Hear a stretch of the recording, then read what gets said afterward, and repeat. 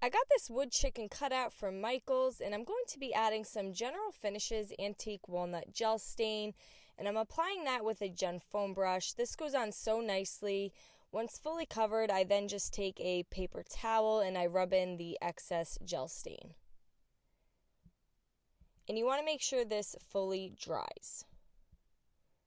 Once that is dry, I'm then going to take some Wise Owl 1 Hour Enamel Clear. You can also use some Wise Owl Varnish.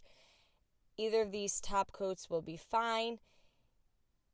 And I'm also applying that with a Gen foam brush. Once that fully dries, I'm then going to take the stencil. I got this from Hobby Lobby. I believe it was for $2.99.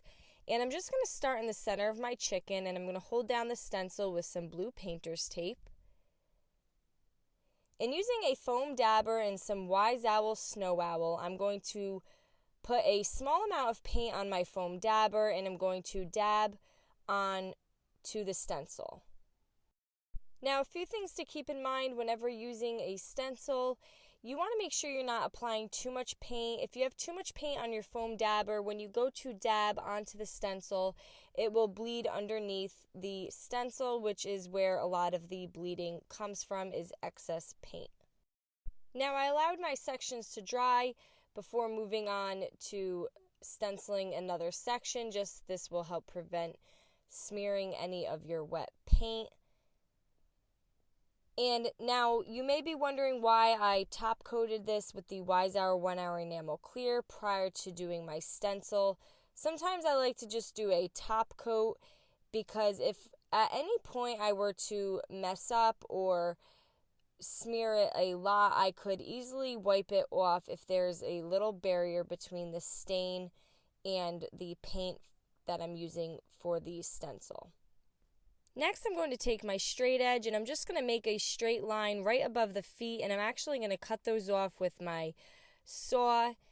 And I have this piece of wood, I believe I got it from Dollar General, and I'm going to paint the entire thing using some Wise Owl Snow Owl.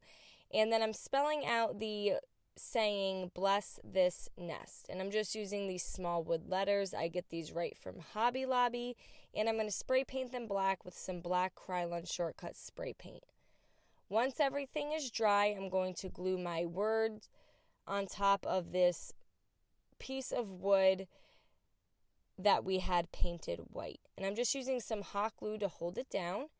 And then I'm going to add this piece of wood to the bottom of the chicken where the feet were.